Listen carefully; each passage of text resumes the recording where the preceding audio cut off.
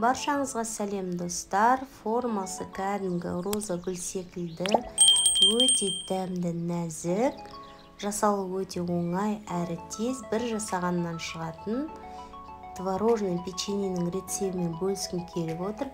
Описанияға барлық ингредиенттерді жазып қояйын. Видеоны соңына дейін көрулеріңізді сұраймын. Керек мөлшерде творогымызды алып ыдысымызға саламыз. Онан кейін қант салып, жақсылап бір келке етіп араластырамыз.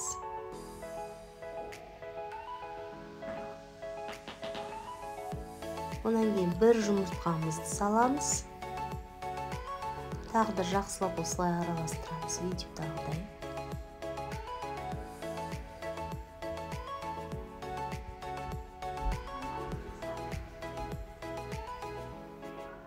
Үй температурасындағы сары майымызды саламыз.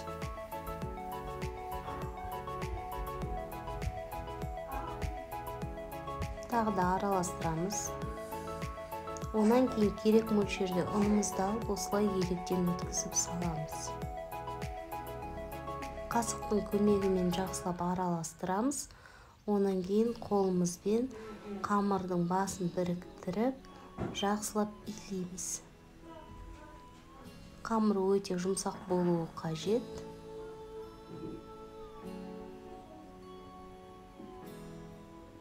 Міне осындай қолға жабыспайды, осындай жұмсақ қамыр шығу керек. Қамырымызды бірден алып екі бөлшекке бөлеміз. Біреуін алып қоямыз. Енді жақсылап қамырымызды осылай бастырып, енді жазамыз. Кішкене ұн сеуіп, осылай жазып шығамыз.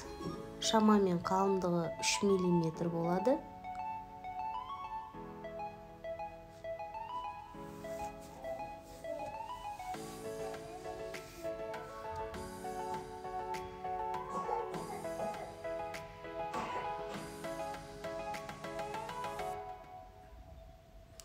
Онан кейін стаканның көмегімен печеньенің формасын кесіп шығамыз.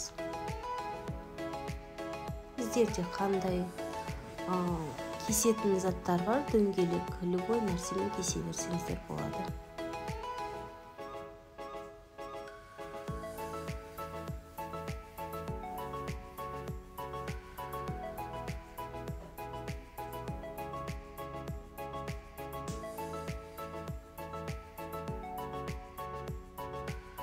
Шетіндегі қалған қамырларды тастамаймыз, оларды да жайып, осылай печеньенің формасын шығарамыз.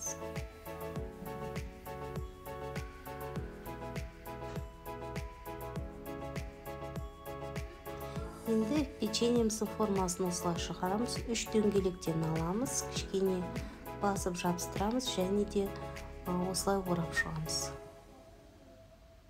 Шеттерін жабыстырып, енді осылай ортасынан бөліп, гүлімізді осылай шығарамыз.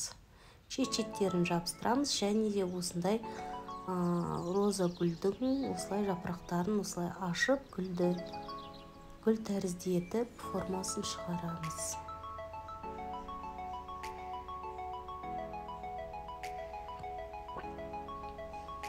Тағы да сіздерге көрсетіп жіберейін. Осылай 3 дөңгелекті қатар-қатар қойып, орап шығамыз. Онан кейін ортасынан бөлеміз.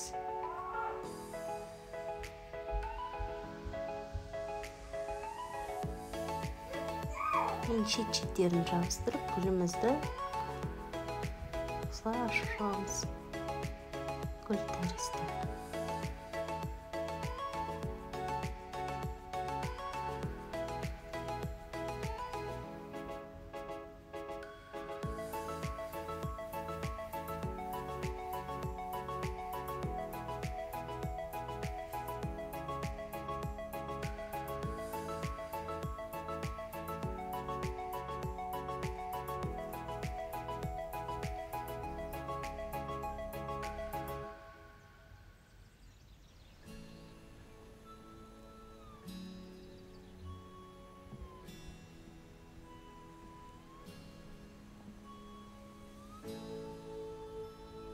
Енді екінші қамырымызды тура осылай жайып, қалыңдығын 3 мм қылып, стаканның көмегімен барлығын кесіп шығамыз.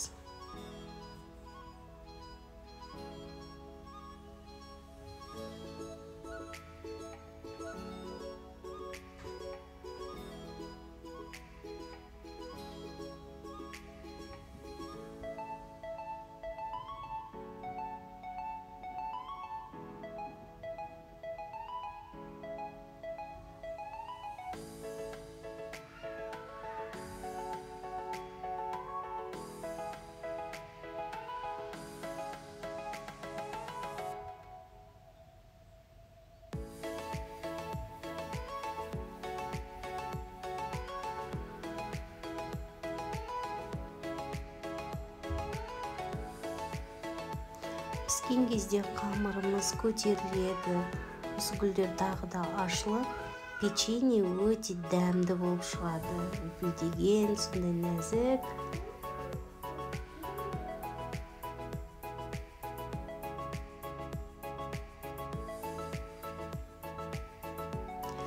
Барлығын жасап болғаннан кейін пергамент қағаз төселген ыдысымызға барлығын осылай реттеп, печеньелерді әдемілеп араларын ашық қылып қойып шығамыз.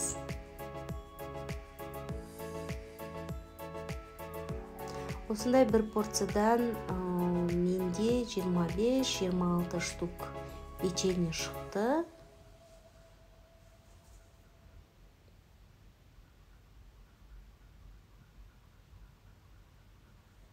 Кәдімгі гүл тәрізді формасы.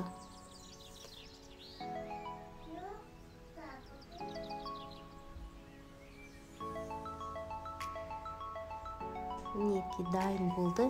Енді дайын болған қамырымызды алып, қызып тұрған пешке 180 градусқа 20-25 минутта пісіріп аламыз.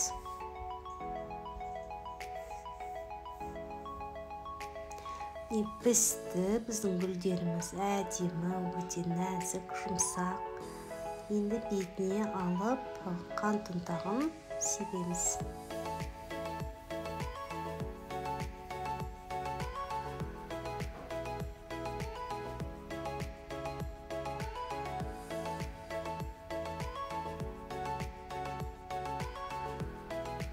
Енді тарелкамызға салып, печеньемізді дастарханға қоюға болады. Достар, міндетті түрде осы рецептпен дайындап көрсеңіздер болады. Ұнайды деген ойдамын. Каналыма тіркеліп, лайк басып, комментарий қалдыруды ұмытпаңыздар. Сіздермен бірге болған Жанар. Барлықтарыңызға ас болсын.